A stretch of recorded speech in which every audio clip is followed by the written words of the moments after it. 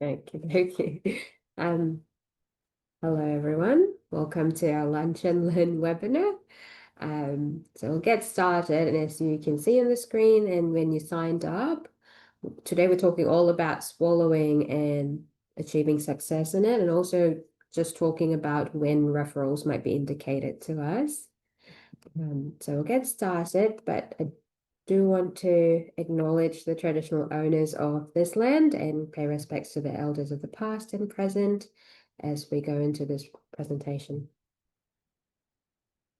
So just as a background, Empower Healthcare does provide all of these services, and today's presentation just covers two of these services, dietetics and speech. So please do look out for some facts that we will share about when referral may be indicated to dietetics and speech services.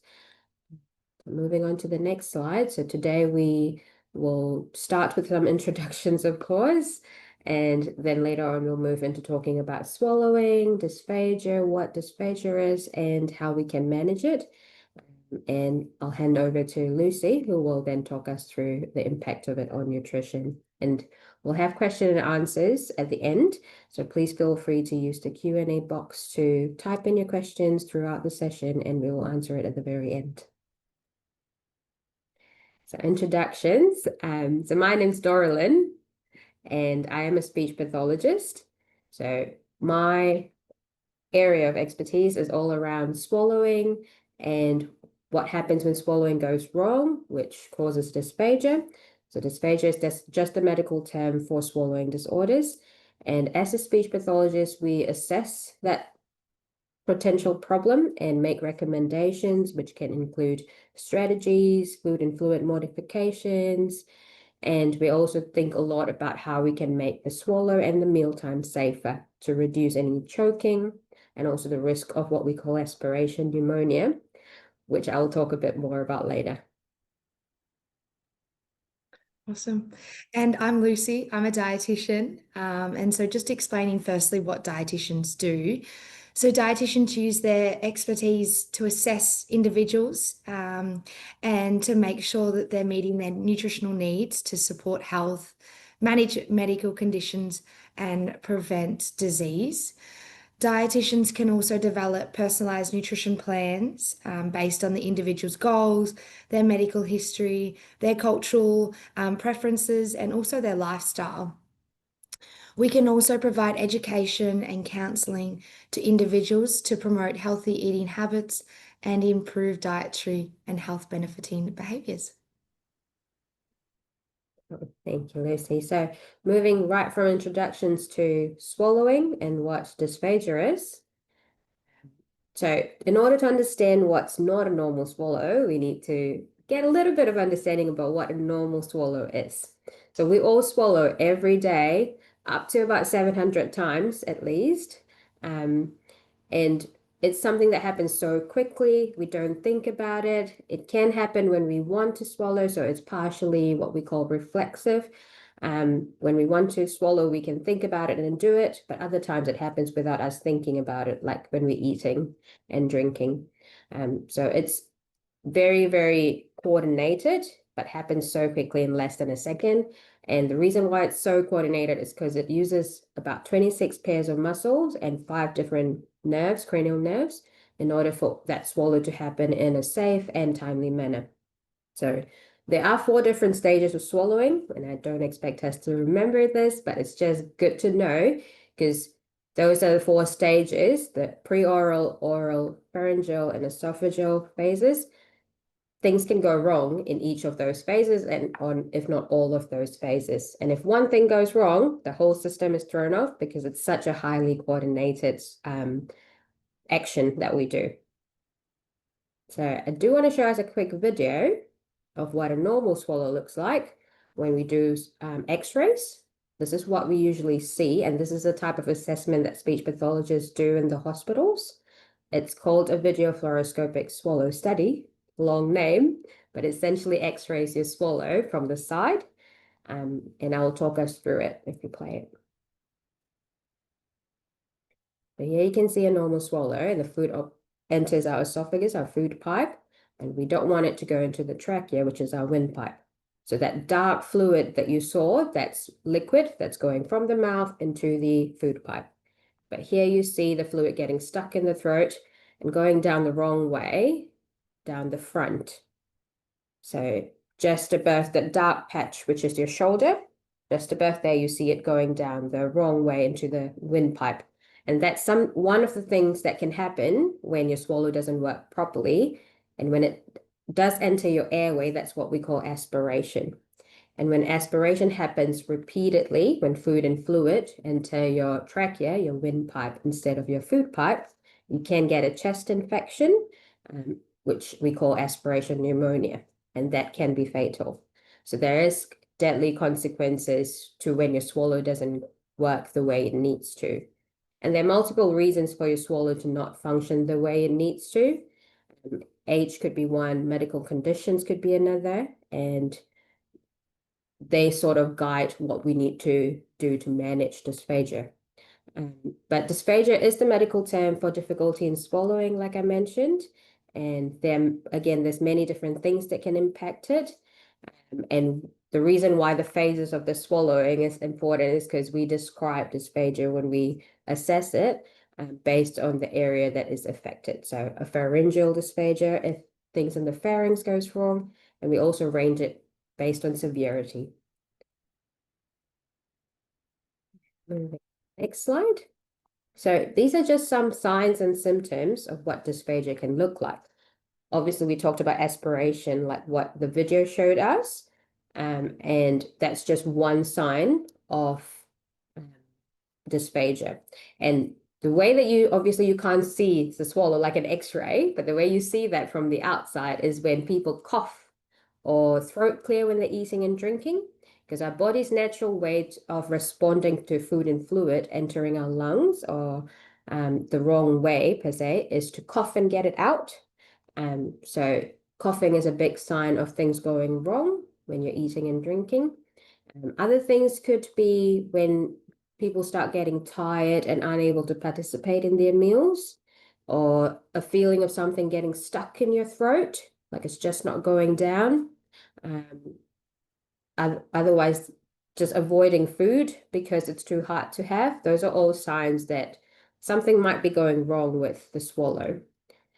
So have a look at this list and think whether you can think of any clients that you have who may be experiencing these things that may potentially require a speech pathologist to come and assess for the presence of dysphagia, a swallowing difficulty or disorder. All right, moving on to the next one. So that brings us into the assessment. What we offer and what we can do as speech pathologists is when we usually get a referral for a swallowing difficulty or coughing with eating and drinking, we go out into our clients' houses and we have a thorough case history. So we ask them lots of questions to understand what the concern is, what the nature of the coughing is, whether it's food or fluids that's making them cough, whether there are any other concerns for the meal times, like eating and drinking insufficiently, so they're losing weight. And that's something that the dietitian will cover later. But we ask all these questions to help guide the next steps in the assessment, which includes an oromotor exam, so looking at the muscles in your face and neck that you use for swallowing, and also watching them eat and drink within the environment to understand what it actually looks like and whether we can observe for any other clinical signs of dysphagia. And this is just a very brief guide. The way that we assess clients varies depending on their personalized factors. So it can look very different for someone who is more complex, like a nonverbal client, or if they have difficulty following instructions to participate, we tailor our assessments to suit their needs as well. And so that brings us into managing dysphagia and what that looks like. So we'll talk a little bit about what you might see ITSY as a term in a lot of our speech pathology assessment reports, and I'll talk a bit about that as well as strategies. So managing dysphagia comes in different forms. There is fluid and diet modifications, which might be the most one of the more common things that you see, as well as some strategies that we always try to recommend being put in place with. And this is a discussion that we have with the carers to figure out if there are any gaps, and we guide them through what could increase the safety of their swallow, and hence the name Safe Swallow Strategies. So moving to diet modifications and fluid modifications. So ITSE is based on the long form International Dysphagia Diet Standardization Initiative. Very long term, that's why we call it ITSE. And it is the international guidelines, basically. And you see them on the screen here. There are 7 different levels of food and fluid modifications. On the very top at number 7 is our regular food, so everything and anything that we eat. And 0 is where our fluids are. So that's our thin fluids, what we normally drink, our water, our juices, and all of those. And then with food, we step down levels to find a level that is safe for the client to eat and participate in. So easy to chew is your soft food, so anything that can be mashed down with a fork. Soft and bite size is a little bit of easy to chew, but making sure we're keeping them bite sized, so small pieces. And then we've got our minced and moist, which is minced food, and pureed food.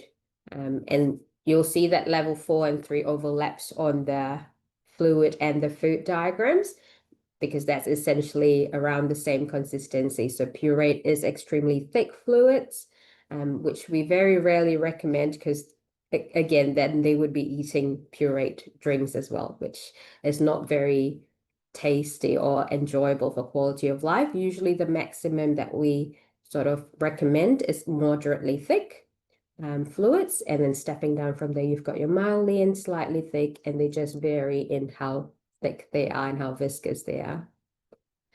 So all of these food and fluid guidelines, each of them have specific rules about how they need to be prepared and set up for the clients. So for example, you see here with soft and bite-sized foods, they give you an exact measurement for how big each lump or piece of food should be. And that's no bigger than 1.5 cm cubes.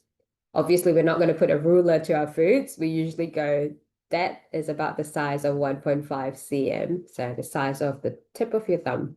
And again, soft foods mean that if you put a fork to it, it's going to smash down right away. So things like steaks, nuts, toast probably don't fall in soft food categories. And with our fluids as well, we have different tests to make sure that they're being prepared to the right consistency.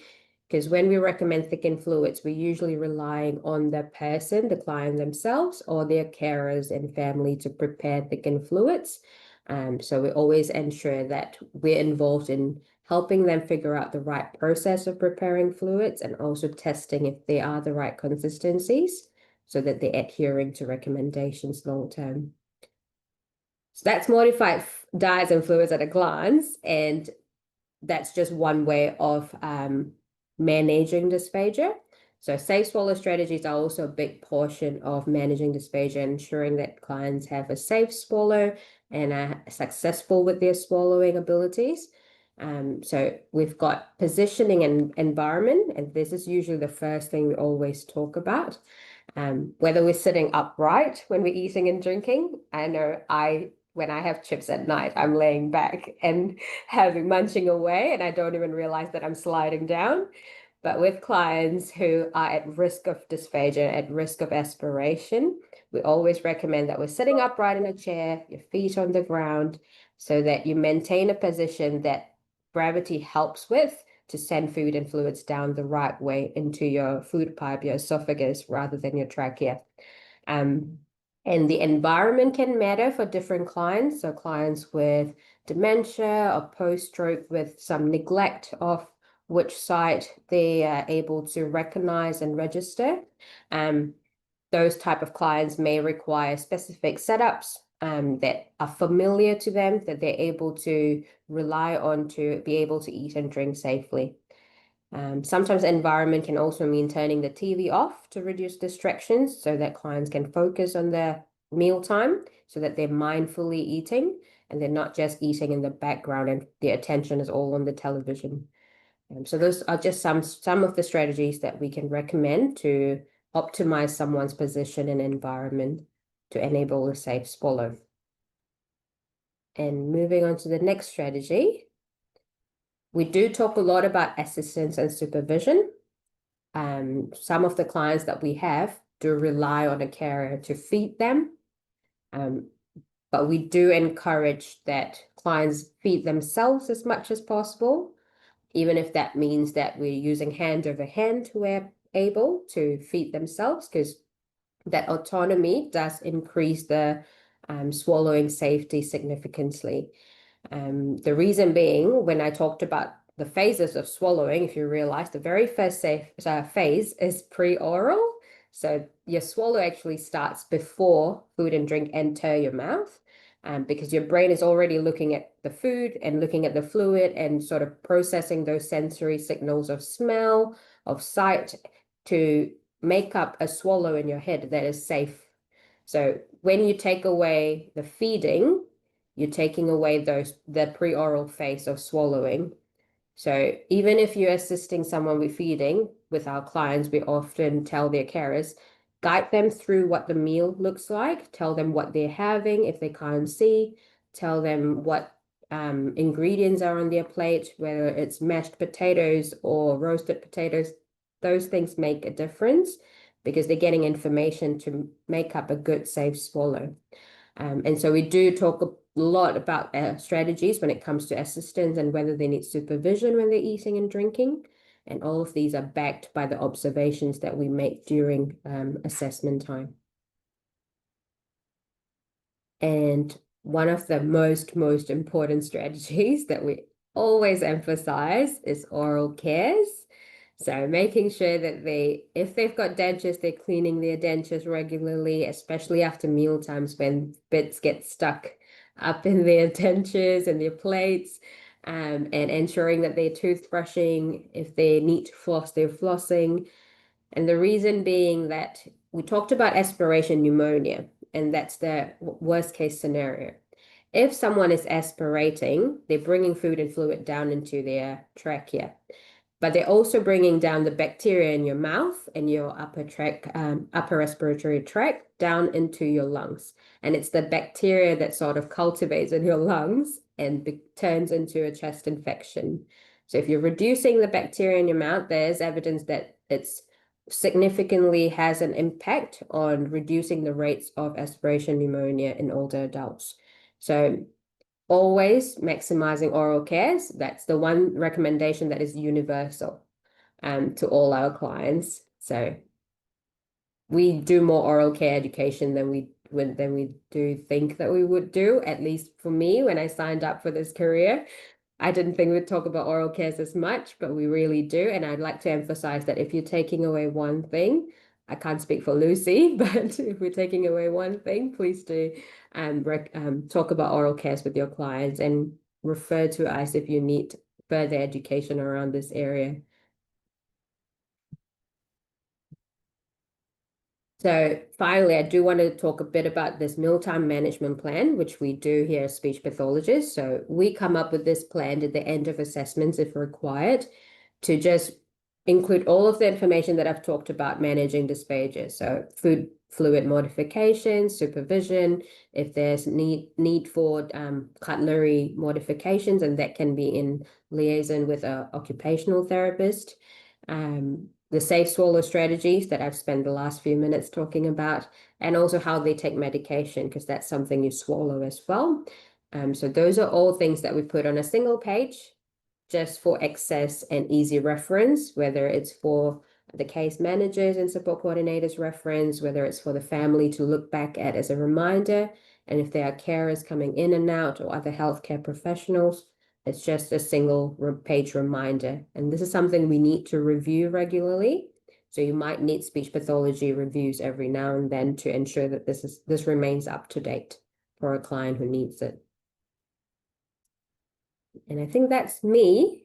And I'll hand over to Lucy to talk a bit about nutrition. Thanks, Darlene. Alrighty. So, as Darlene explained, people with swallowing difficulties might be prescribed that texture modified diet. Um, and when this happens, there are a few nutritional challenges that people will face on these diets. So, firstly, these diets often reduce the variety and the palatability of food. And the limited food choices and changes in texture can make meals less enjoyable, which can in turn impact one's appetite. Additionally, these diets tend to be lower in nutrients and especially fiber due to the alterations in the texture and the limited variety of foods that are deemed safe to consume. It is important to consider an individual's nutritional intake of nutrients, including fruits, vegetables, fiber, and protein. Thirdly, these clients also have an increased risk of dehydration, particularly those who are on thickened fluids. So this is something we need to monitor. And finally, all of these factors that I've just mentioned can contribute to an increased risk of malnutrition. And this is because people may not be eating adequate amounts and therefore might not be meeting their nutritional needs, particularly their energy and protein needs consistently. So, therefore, we need to consider malnutrition risk. So, based on the WHO definition of malnutrition, it refers to the deficiencies and imbalances in a person's intake of energy and their nutrients. Unfortunately, the current statistics illustrate that about 50% of older adults are at risk of malnutrition or are malnourished. And this may be due to dental problems, psychological distress, and or dementia, certain medications, social isolation, challenges with financial, shopping, or cooking can be difficult for them. So it's important to note that many people believed unplanned weight loss is normal as we age, but this is a misconception and is partly to blame for the high levels of malnutrition amongst older people. So we really need to keep in mind malnutrition, and some of the symptoms that we can look out for are mentioned on the screen there. So if your clients report that they're eating less than usual, or maybe their jewelry is a little bit looser, or their clothes feel loose, these might be all signs that they are at risk or are malnourished. So, where speech pathologists focus on whether food and fluid can be swallowed safely, dietitians focus on the nutritional adequacy of diets. So, during a dietitian assessment process, we will look within the constraints, we will work, sorry, within the constraints of what the individual needs medically and physically, assessing whether their current nutritional intake meets their energy, protein, and micronutrient requirements.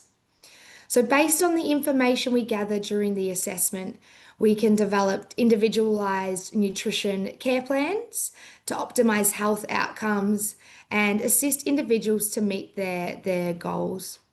So this might be a full nutrition care plan, but it also might just be a few little strategies to help optimize their nutritional intake.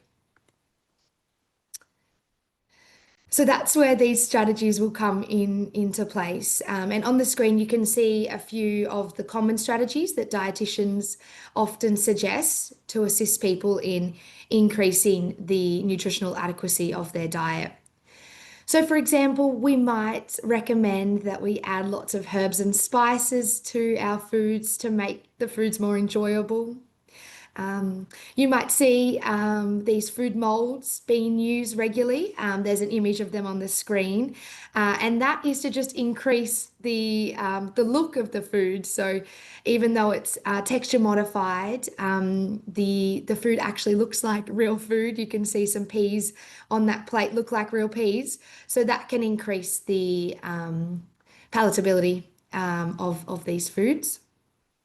Another strategy we often use is encouraging clients to eat to the clock rather than eat to their appetite. So eating every 2 to 3 hours can help clients to increase the overall amount of food they're eating, and this will in turn help them to meet their nutritional needs. Alrighty. So we need to consider what would add complexity to a dietitian assessment. And it's important for us to consider what people's additional needs or barriers are. So these barriers might include cognitive impairments or communication barriers, which will limit the person's ability to provide accurate information or engage in their care. Additionally, we will consider complex medical conditions, gastrointestinal issues, allergies, and mental health concerns, because these can all impact on a person's nutritional needs and their ability to implement nutritional strategies as well. Thirdly, we look at age-related challenges and limited social or financial support. Again, because this can impact a person's ability to access, prepare, and consume appropriate foods to meet their nutritional needs. So then we'll talk about what the importance of a timely referral to a dietitian is, particularly for people living with dysphagia. So when nutritional support is delayed, it can quickly lead to serious health complications like malnutrition, dehydration, unintentional weight loss, and even impaired cognitive function. And these issues can reduce the person's quality of life, as it can impact a person's strength, their energy levels, and their independence, so their own ability to manage around their home. A delayed referral to a dietitian, sorry, one more note on that is it can impact and add additional strain onto the healthcare system. This is because it can often lead to hospital admission and extended hospital stays, as well as increased care needs. So by involving a dietitian early, we can ensure that individuals are receiving adequate nutrition within their swallowing limitations, and this can help prevent deterioration in health and also to support better health outcomes. Alrighty, now looking in summary of all this information Doral and I have mentioned, you can see a list on the slides of common signs and symptoms that may indicate a referral to our dietitians or speech pathologists. So on there you can see we mentioned weight loss, difficulty swallowing, coughing and clearing throat during eating and drinking, loss of appetite, communication challenges, increasing chronic health conditions, and low energy levels are just some of the signs and symptoms that would indicate a referral is necessary. Now, don't worry about if you're not sure who to refer to, whether it's better to be referred to a speech pathologist or a dietitian. Dolan and I work really closely together. So if one of us goes out and completes the initial assessment and thinks input from a speech pathologist would be needed or a dietitian would be needed, we will communicate that with the referrer and discuss that the client would benefit from further input, and we can always arrange a referral is put through to the additional profession. Moving on, just to reiterate that at Empower, as well as providing healthcare services, we can also provide education and training. So we have a range of education services we provide, including dementia-specific training programs, clinical education on sessions and topics of your choice, manual handling training, as well as webinars. And these education sessions can be provided in person or online. So if your team would like further information about any of the information we've talked about today or any other topic, we can definitely be in contact to help you organise some additional training and support. We also offer weekly webinars on a Wednesday, and these cover a range of topics. These webinars are suitable for clients to attend because we go into practical strategies that can help clients and less of that technical, clinical information. So we encourage our clients to register and come along to those ones. And then on the right-hand side of the screen, you can see that we have some upcoming Lunch and Learn webinars, just like the one you're attending now. And these webinars are designed to help providers to improve their knowledge on when to refer to health services. And you can register to attend these via the QR code that you can see on the screen, or all this information is on our website as well. So feel free to check that out. Beautiful. Now, just to again touch on the service coverage, our services are offered across the country. And if you're unsure what services are available in your area, you can jump online and visit the About Us section, and that mentions all the service coverage. And just to highlight, whilst we prefer to see our clients in person, we understand there may be barriers to implementing home visits. So we now offer flexible telehealth appointments to rural, regional, and remote communities for our dietetics, speech, OT, and physiotherapy services. Alrighty, that brings us to the close of the information we had to present today. But we will now quickly just jump into a few questions that have been popped into the Q&A section. The first question here is, how can incorrect swallowing cause sickness? Now, Doralyn, I'm going to throw that to you because that sounds like something you might be able to answer. Absolutely. So, great question. So incorrect swallowing or an abnormal swallow, so dysphagia, can cause sickness. And we talked about aspiration. So when you eat and drink, food and fluids should go down the right way into your food pipe. But sometimes if your muscles don't work the right way or due to other conditions like with your brain involved with like a stroke or dementia and just muscle weakness with aging, your muscles can do the wrong things per se. And so send food and fluids down the wrong way into your airway, your trachea. When that happens, we call it aspiration. And when aspiration happens repeatedly, it brings down bacteria from your mouth, your throat, into your lungs, and it breathes there and it causes an infection, a chest infection, so a pneumonia. So when swallowing goes wrong or when it's incorrect, it can cause an aspiration pneumonia, hence making you sick. And if not treated timely, it can become more fatal. Yeah. Awesome. Thanks, Doralyn. And the second question I might jump to, are dietary supplements recommended and how do we choose the right one? So great question again. Obviously, we want to focus on getting our nutrition from food first. That's going to provide us with the best nutrients. So in the case that this is that we're unable to get adequate nutrition, we can look at dietary supplements. So that's something that dietitians will regularly use during our practice. On the note of how do we choose the right ones, I would always recommend that a dietitian assessment is completed with the person who is potentially looking into using dietary supplements.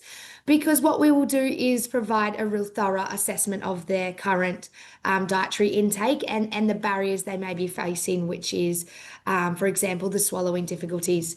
And if we feel the person is not meeting their nutritional needs, we will talk about dietary supplements that might be appropriate, whether that is adding food fortification into our food using something like Sustagen as a powder, or it might be oral nutrition supplements, so the drink form. These supplements are readily used in the community, so we can definitely help clients to discuss which might be the right one based on their needs, but also their flavor preferences and their ability to prepare these supplements as well. Awesome. Alrighty.